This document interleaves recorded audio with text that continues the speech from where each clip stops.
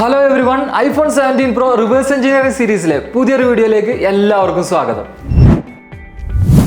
17 Pro disassemble ചെയ്ത് internally എന്തൊക്കെ changes വന്നിട്ടുണ്ട് എന്നുള്ളതാണ് ഈ ഒരു വീഡിയോയിലൂടെ നിങ്ങളെ കാണിക്കുന്നത്. എക്സ്റേ ഇമേജിൻ്റെ റെഫറൻസിലാണ് ഈ ഒരു ഡിവൈസിനെ ഡിസസംബിൾ ചെയ്യാൻ പോകുന്നത്. ഈ സീരീസിലെ ഫസ്റ്റ് വീഡിയോ ആണ് നിങ്ങൾ ഈ കാണുന്നതെങ്കിൽ നമ്മുടെ പ്രൊഫൈൽ വിസിറ്റ് ചെയ്ത് കഴിഞ്ഞാൽ മുൻപുള്ള എല്ലാ വീഡിയോസും കാണാം. അപ്പോൾ നമുക്ക് സ്റ്റാർട്ട് ചെയ്യാം. ഡിവൈസ് ഹീറ്റ് ആയിട്ടുണ്ട്. നമുക്ക് ഇനി നെക്സ്റ്റ് ഇതിലേക്കാണ് പ്ലേസ് ചെയ്യേണ്ടത്. ഇത് നമ്മുടെ ഐഫോണിൻ്റെ ഡിസ്പ്ലേ ലിഫ്റ്റ് ചെയ്യാൻ ഉപയോഗിക്കുന്നതാണ്. അപ്പോൾ ഇത് പറയുമ്പോൾ ഇത് നമ്മുടെ 16 Proക്ക് വേണ്ടി പർച്ചേസ് ചെയ്തിരുന്നു ലാസ്റ്റ് ഇയർ. 17 Proൻ്റെ ഇല്ല. അപ്പോൾ അതുകൊണ്ട് തന്നെ ഈ ക്യാമറയുടെ ഭാഗം നിങ്ങൾക്ക് കാണുന്നുണ്ടാവും, ചെറുതാണ്. അപ്പോൾ ഇതിന്മേൽ പ്ലേസ് ചെയ്തിട്ടാണ് ഇതിന്മേലും ചെയ്യാൻ പറ്റും, ഇതില്ലാതെയും ചെയ്യാൻ പറ്റും. അപ്പോൾ ഇതിന്മേൽ ചെയ്യുന്ന സമയത്ത് നമ്മൾ സ്ക്രാച്ച് ടെസ്റ്റും കൂടിയാണ് ചെയ്യുന്നത്.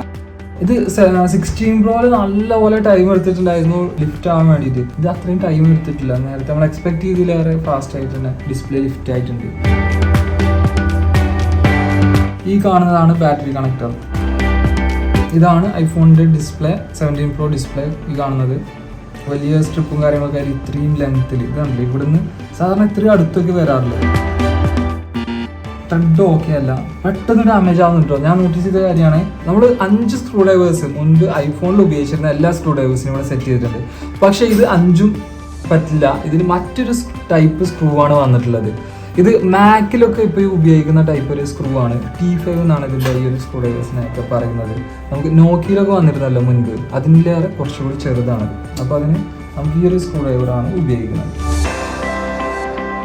സ്ക്രൂ എല്ലാം ഫിക്സ് ആയിരിക്കുന്നത് ഈ ഒരു അലുമിനിയം ഫ്രെയിമിലാണ്. അപ്പോൾ അതുകൊണ്ട് തന്നെ ഇതിൽ മിഡിൽ ഫ്രെയിമിനെ റീപ്ലേസ് ചെയ്തുകൊണ്ട് ഇങ്ങനെ ഒരു ഫ്രെയിമാണ് വരുന്നത്. ഇതിലാണ് ബാറ്ററി ഉള്ളത്. വളരെ ഈസി ആയിട്ട് തന്നെ ഇത് റിമൂവ് ചെയ്യാൻ പറ്റും കേട്ടോ. അപ്പോൾ ഇതിലാണ് വേപ്പർ ചേമ്പർ വരുന്നത്. ബാറ്ററിയുടെ നേരെ മുകളിലായിട്ടാണ് വരുന്നത്. ഈ ഒരു ബാറ്ററിനെ നമുക്കിവിടെ ഈ ഒരു പോയിന്റ് കാണാൻ പറ്റും. നമ്മൾ ഫസ്റ്റ് വീഡിയോയിൽ ഐഫോൺ ലോഞ്ച് ആവുന്നതിന് മുമ്പ്, 17 ലോഞ്ച് ആവുന്നതിന് മുമ്പ് തന്നെ പറഞ്ഞിരുന്നു ഈ ഒരു ബാറ്ററിനെ നമുക്ക് വോൾട്ടേജ് കൊടുത്തിട്ട് റിമൂവ് ചെയ്യാൻ പറ്റുന്നതായിരിക്കും എന്നുള്ളത്. അതേപോലെ തന്നെയാണ് വന്നിട്ടുള്ളത്. അപ്പോൾ ഈ ഒരു ബാറ്ററിനെ നമുക്ക് എങ്ങനെ റിമൂവ് ചെയ്യാനുള്ളത് നോക്കാം. DC വോൾട്ടേജിൽ 9 വോൾട്ടേജ് ആണ് സെറ്റ് ചെയ്യേണ്ടത്. അതിനുശേഷം നെഗറ്റീവിനെ ഈ ഒരു ഫ്രെയിമിൽ കണക്ട് ചെയ്യാം. ഫ്രെയിമിൽ കണക്ട് ചെയ്തതിനു ശേഷം പോസിറ്റീവിനെ നമുക്ക് ഇവിടെ ടച്ച് ചെയ്ത് കഴിഞ്ഞാൽ കണക്ട് ചെയ്യുമ്പോഴത്തേക്ക് തന്നെ ആംബിയർ എടുക്കും, വളരെ ചെറുതായിട്ട്.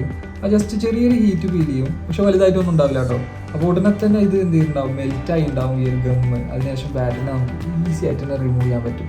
മുൻപൊക്കെ ബാറ്ററിനെ റിമൂവ് ചെയ്യുന്ന സമയത്ത് ആ ഒരു ഗമ്മിനെ വലിച്ചെടുക്കുന്ന സമയത്ത് നമുക്കൊരു ഫീൽ ഉണ്ടായിരുന്നു. ആ ഒരു ഫീല് നഷ്ടപ്പെട്ടിട്ടുണ്ടെങ്കിലും ഇത് അതിലേറെ ഈസി ആയിട്ട് റിമൂവ് ചെയ്യാം കേട്ടോ. വളരെ സേഫാണ്.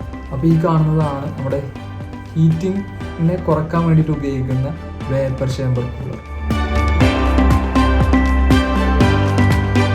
ഇതാണ് 17 Proയിലെ റിയർ ക്യാമറ മൊഡ്യൂൾ എന്ന് വരുന്നത്. നമ്മുടെ 16 Proയിൽ ഇത്രയും സൈസ് ഉണ്ടായിരുന്നില്ല. പക്ഷേ ഇവിടെ 17 Proയിൽ ക്യാമറയുടെ സൈസ് കൂടിയിട്ടുണ്ട്. അപ്പോൾ അതുകൊണ്ടും കൂടിയാണ് ആ ഒരു ലെങ്ത്ത്, ആ ഒരു ബാക്ക് സൈഡിൻ്റെ ലെങ്ത്ത് ആപ്പിൾ കൂട്ടിയിട്ടുള്ളത്.